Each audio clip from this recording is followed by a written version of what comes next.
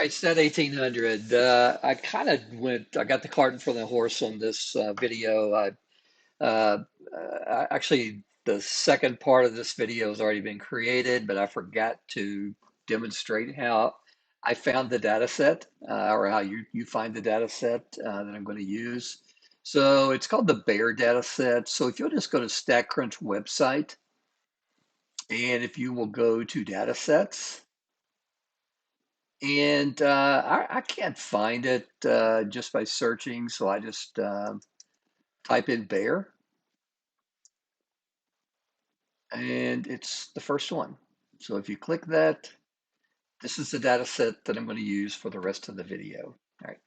The purpose of this video is to get into box plots a little more, but I want to pump the brakes just a little bit and give you some information about the relationship between means and medians dependent on the shape of the distribution. So you can see on the right-hand side, I've just typed out the relationship, what we can expect to see between the mean and the median. When we have a bell-shaped and symmetric distribution, a right skewed distribution and a left skewed distribution. And just as I've reported there, the mean and the median will be equal to each other or very, very close to each other in a bell-shaped and symmetric distribution. If we have a right skewed or a positively skewed distribution, the mean will be greater than the median. And if we have a left skewed distribution, the mean will be less than the median. So in a way, we say that the mean chases outliers. Now, what do I mean by that? Well, think about it. If we have a right tail distribution, the distribution is probably right tail because there are high values of outliers. If we have a left skewed distribution, then that probably means that we have some very low outliers, pulling the distribution, pulling the tail of the distribution in the particular direction of the outliers. So in other words, outliers actually cause our skewness. So to simplify, this is one of those things in mathematics where it's almost like what we call an if and only if statement. So if someone tells me that the mean is 102 and a median is 80, because the mean is significantly higher than the median by 22 points, then I can conclude that very, very likely that the distribution is positively skewed. The reverse of that is if someone gives me a histogram and I can examine the distribution, which I can do right here, and conclude that it's a negatively skewed distribution, then I really, I can make an estimate of the mean and an estimate of the median, but I can be pretty much guaranteed that the mean will be less than the median. Now, this is an important concept, so it's an important enough concept for me to dig a little bit deeper. So that's what I want to do right here.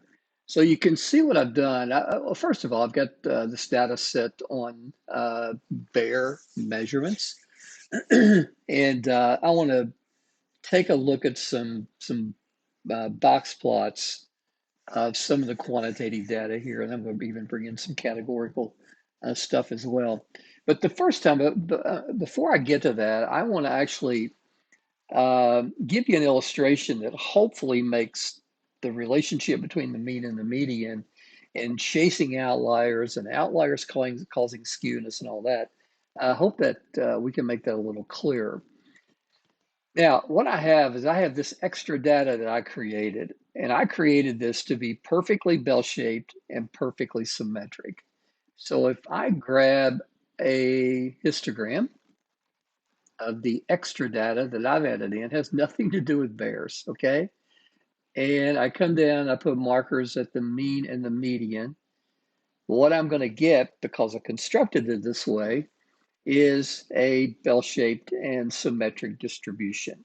Now, there should be a green line for the mean and a red line for the median. We can't see the red line because the green line is over top it, but we can see that the mean and the median are equal to 5. Now, let's add some outliers. So I would suspect that 15 is going to be an outlier, and I would suspect that 25 is definitely going to be an outlier. So again, let's go back over here. Outliers cause skewness. So let's look at a graph now of the histogram. The same data set, but now we have the data set added 15 and 25. And we'll look at the mean and the median markers. And what happened? That nice bell-shaped and symmetric distribution became positively skewed because of the outliers. And notice that the green line, which is the mean, became 6.67. In the presence of outliers, the median didn't change. That's why I make the second comment, or I'm sorry, the first comment, that the mean chases the outliers. Now, let me show you how a box plot would be calculated with this or constructed with this. Same thing. Let's get the extra data.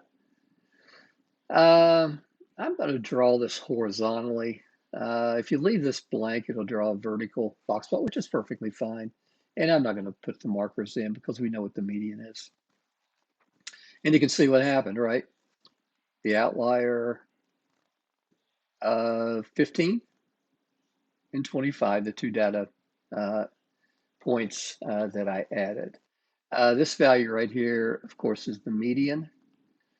And then if you notice the pop-up box that you get by hovering over tells you how many values, number of outliers, IQR, Q1, Q3 median, gives you the 5-number summary. So it's pretty nice stuff.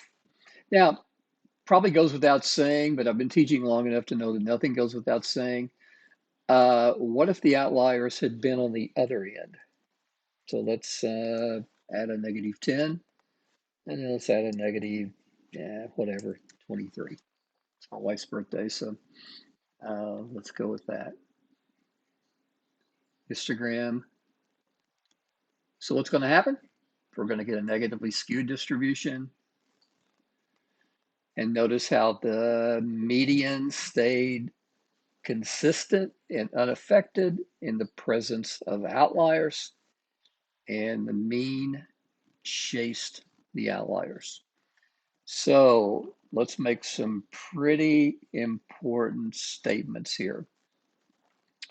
I've actually got this in a Word document.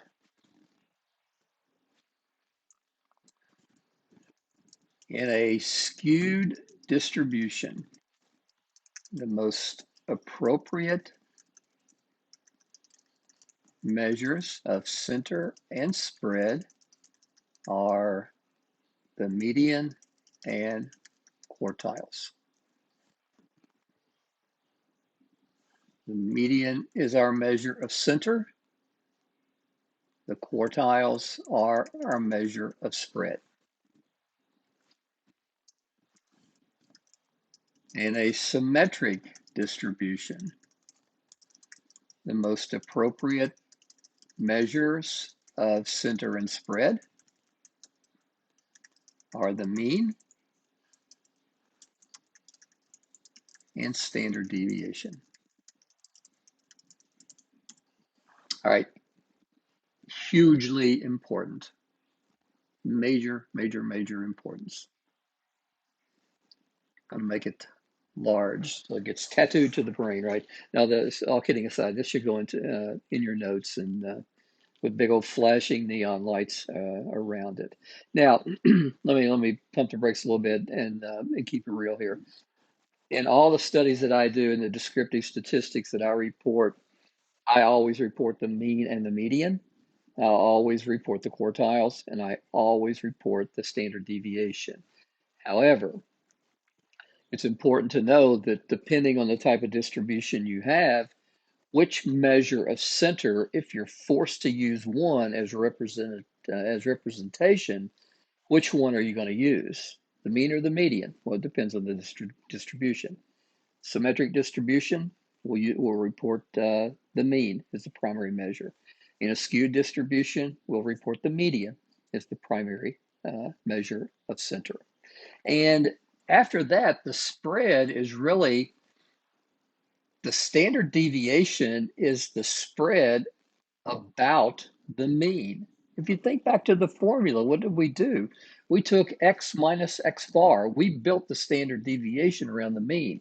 Therefore, if we decide on the mean as the standard deviation, I'm sorry, as the measure of center, then we should select the measure of spread that is built around it. Well, same thing with the median. What measure of center is built around the median? Well, if we go 25% one way and 25% the other way, we create these quartiles, Q1 and Q3. So the quartiles are built around the median, so it would make sense that we report the quartiles when reporting the median. All right, again, major information there. So, try to get that in. Don't try to get it. Definitely get this in your notes.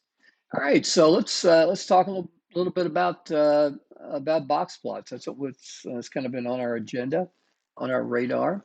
I'm going to just wow, that's good. So let's take a look at some of these neck, length, and chest, and see what's going on. So if we want a box plot, we just go to box plot, and I am going to go down to the weight of the bear, and I want to draw the boxes horizontally. I'll tell you what, let me leave that unchecked, and let me show you what that looks like if we draw a vertical box plot. Now, I don't really need the markers. This is really nice for histograms, but for box plot, I don't care much about that. So there you go. We have the 5-number summary. We can hover over that, and we can get the lower value, the upper value, Q1, Q3, and the median. We can also get the IQR, and we can see that there's one outlier. There is a humongous bear out there somewhere at 514 pounds. Now, if we want to stick with the horizontal box plot, again, easy to do. So really, there's no right or wrong. It's just a matter which one that you prefer. Now, what if we wanted to, and notice too that this line right here, the median is 150. If I draw that line right down to the scale, to the horizontal axis, you can see it intersects at 150. Q3 is 236. You couldn't eyeball it, or at least I couldn't, and determine 236, but you could get a pretty good estimation on Q1, which is this vertical line, the median, which is this vertical line, and Q3, which is this vertical line. This is the lowest value in our data set. This is the highest value in our data set that is not yet an outlier, and this is an outlier. So there are no values between here and here. All right, so what if, I noticed in this, well, I'll tell you what, I can just bring that back.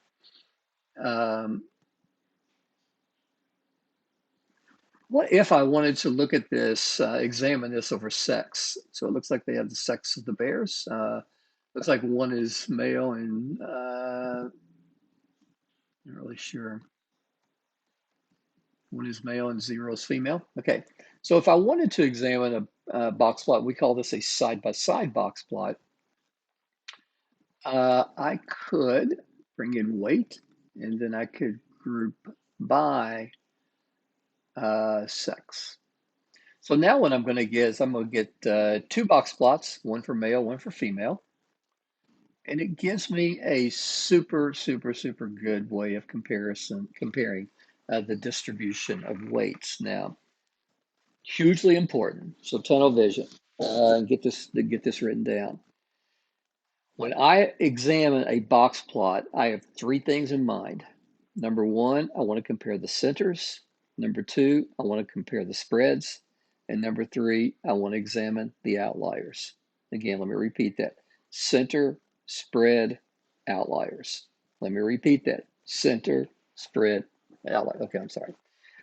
So when I look at these box plots, looks like again 1 was male and 0 was female. So the males are up here. When I look at the center, I can see that the median is 154 and the median is 140. So the median weight of the male bears is higher than the median weight for the female bears. Next thing I look at is variability. This line from here to here indicates there's more variability in the bear scores than there are from here to here for the female bears. Also, I can look at this and I can see that the IQR is 246, the IQR is 128. So the variability of the weights of each of these bears, according to sex, the middle 50%, there's more variability for the female, I'm sorry, for the male bear. Now, when we partition these bear weights out into gender, notice there are no outliers. So I would report, there are no outliers when the distribution of bear weights are presented across gender. All right, so we might want to just kind of mess around a little bit and maybe look at something else. Let's see what the neck would look like across gender. Again, center spread outliers. The median is higher for male bears than female bears.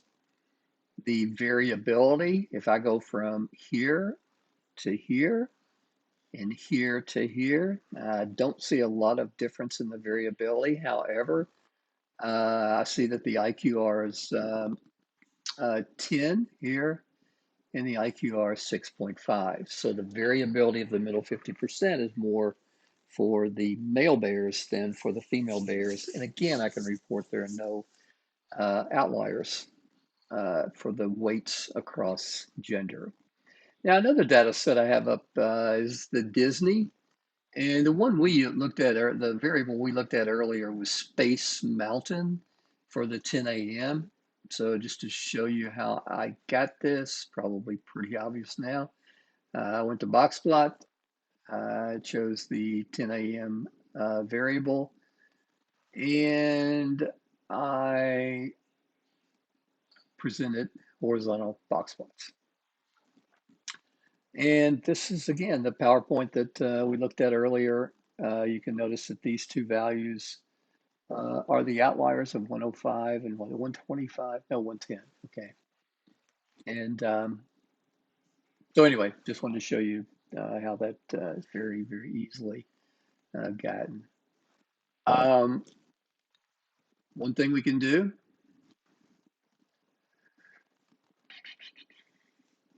is, let's say we take Space Mountain and we are doing a histogram and we want to